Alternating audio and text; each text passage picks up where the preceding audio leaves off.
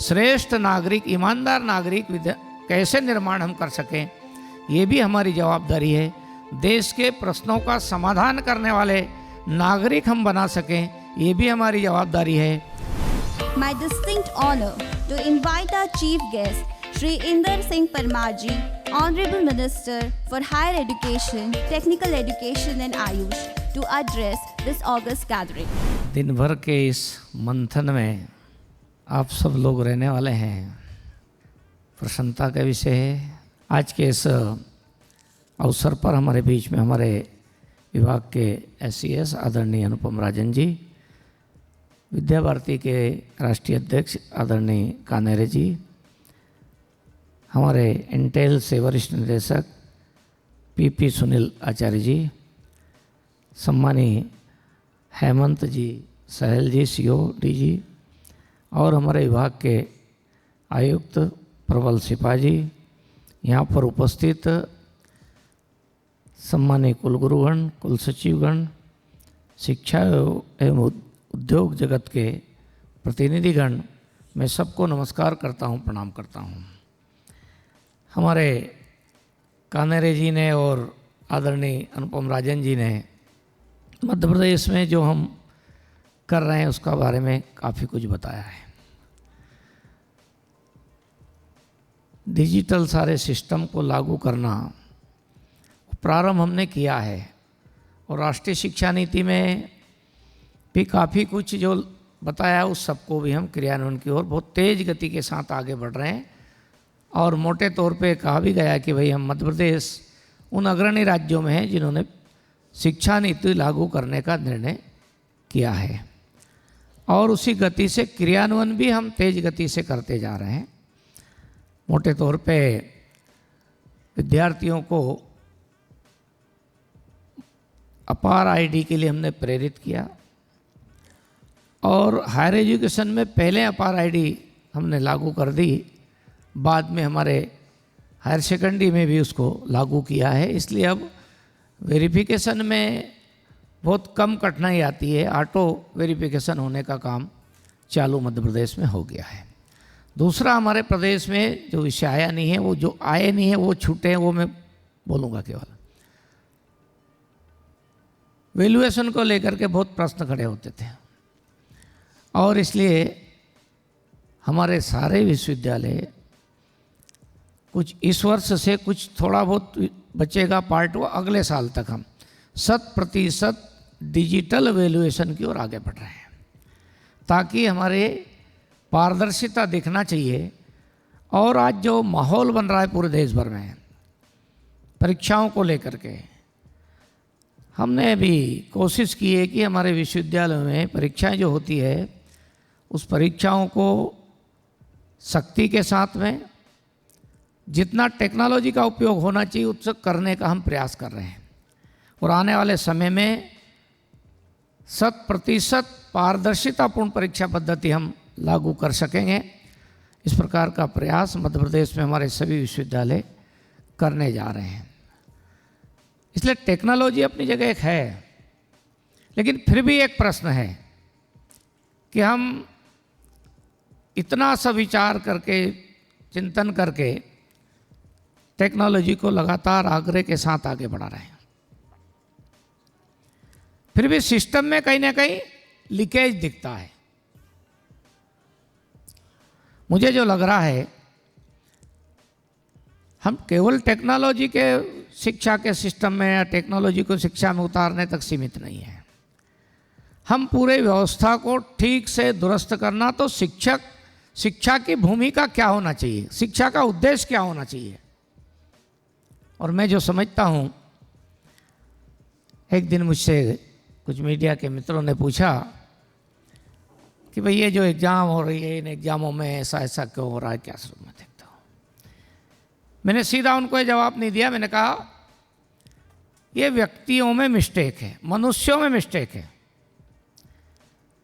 और वो मिस्टेक इसलिए है कि हमारा जो शिक्षा का जो पूरा सिस्टम है, ये सिस्टम हमारे नागरिकों में, जिनको हम विद्यार्थी कहते हैं, आगे जाकर वो देश की सारी व्यवस्था संभालते हैं, उनमें हम ठीक से उतार नहीं पाए।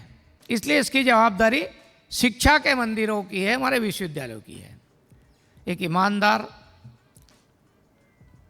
नागरिक कैसे निर्माण होगा, जो काम मिला है उस काम को प्रामाणिकता के साथ हम कैसे करेंगे, जिस रूप में उसके बारे में बताया है, विचार किया है, उसी को उसी रूप में वो क्रियान्वयन कैसे कर लेगा, ये जो कमी दिखती है उसके कारण एक अविश्वास का भाव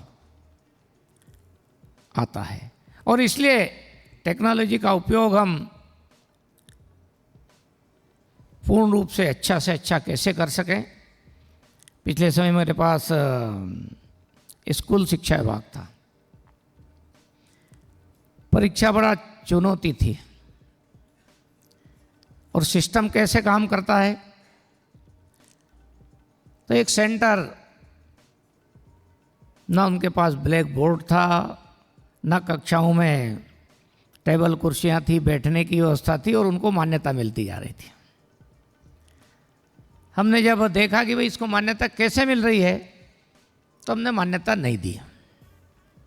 मान्यता नहीं दी तो वो कोर्ट से मान्यता ले। बोले साहब मेरे यहाँ के इतने विद्यार्थियों का भविष्य खराब हो जाएगा। हमने कहा ठीक है। हमने कहा भाई एक काम करो, ये सेंटर इनका जिला मुख्यालय पर दे दो, ताकि जो उस परीक्षा को पारदर्शितापूर्ण और सही नहीं होने देने में जो बाधा बनते हैं, इनका इलाज हो जाएगा। लेकिन आप देखिए, कोर्ट हो गए, उनको कहा इतनी दूर आपने क्यों दिया, तब लोकल में देना है साहब।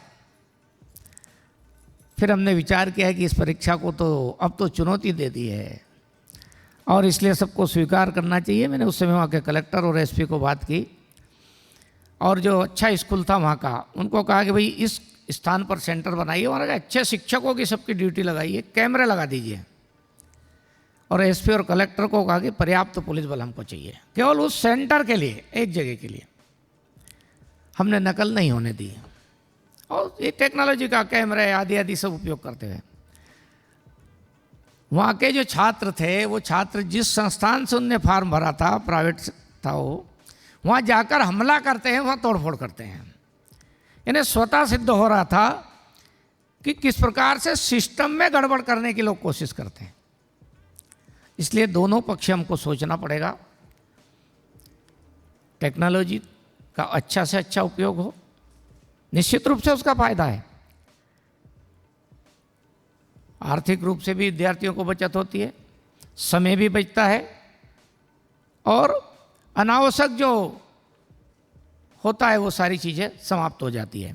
लेकिन साथ में ये भी विचार करना पड़ेगा कि उस सारे सिस्टम को भी बरकरार रखने के लिए श्रेष्ठ नागरिक, ईमानदार नागरिक कैसे निर्माण हम कर सकें, ये भी हमारी जवाबदारी है।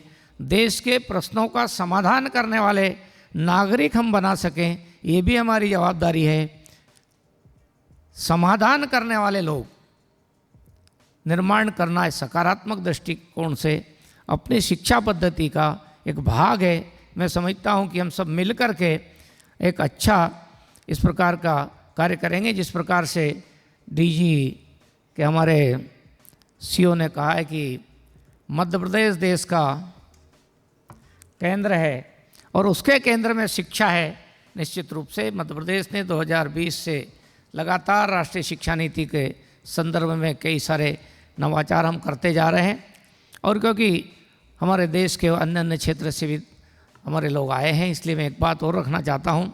हमने एक और बड़ा निर्णय किया है, शायद वो इससे भिन्न है, लेकिन वो मैं समझता हूँ कि बताना ज़रूरी है।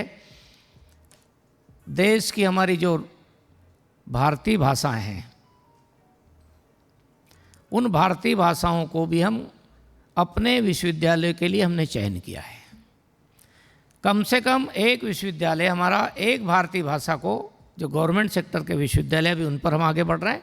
आगे जाकर हम प्राइवेट सेक्टर के भी हमारे विश्वविद्यालय से उस प्रकार का आग्रह करेंगे और उनको क्रेडिट से जोड़ करके, मान लो कोई तमिल सीखना चाहता है बच्चा, तो खुला रहेगा। वो किसी भी क्लास का बच्चा केवल भाषा सीखने के लिए, तमिल सीखने के लिए, उसको हम क्रेडिट से जोड़ने जाएंगे। कन्नड़ है, मलयालम है, तेलुगु है, ऐसी गुजराती, मराठी, पंजाबी, उड़िया, बंगाली, सब भाषाओं को हमने, और करने का निर्णय किया है। अगले जो सत्र प्रारंभ होगा उस सत्र में हमारे सभी विश्वविद्यालय इस प्रकार की व्यवस्था करने जा रहे हैं। यानी मध्य प्रदेश देश का हृदय प्रदेश है, ये देश को जोड़ने का काम करेगा, ये भाषाएं जोड़ने का काम करती है। इस भाव के साथ हम एक बड़ा वो देश के पास संदेश देने की कोशिश कर रहे हैं कि जो भाषा के आधार पर, जातियों के आधार पर देश को अलग अलग खंडों में देखते हैं, उनको मध्य प्रदेश की धरती से हम जवाब दे सकेंगे। आप लोगों के इस आयोजन के लिए मेरी ढेर सारी शुभकामनाएं हैं। हम निरंतर शिक्षा के क्षेत्र में सब मिलकर काम करेंगे, ऐसा मेरा विश्वास है। मध्य प्रदेश का शिक्षा विभाग, हमारे मुख्यमंत्री जी लगातार सारी मॉनिटरिंग करते रहते हैं और शिक्षा जगत में व्यापक परिवर्तन हो, बदलाव हो, अमूलचूल परिवर्तन के साथ में हम टेक्नोलॉजी को स्वीकार करते हुए नए भारत के संकल्प को हम जरूर प्राप्त करेंगे। तो मध्य प्रदेश की भी उसमें अपनी एक भूमिका बनेगी, क्योंकि आप सब लोग एक साथ मिलकर विचार कर रहे हैं। मेरी ओर से शुभकामना।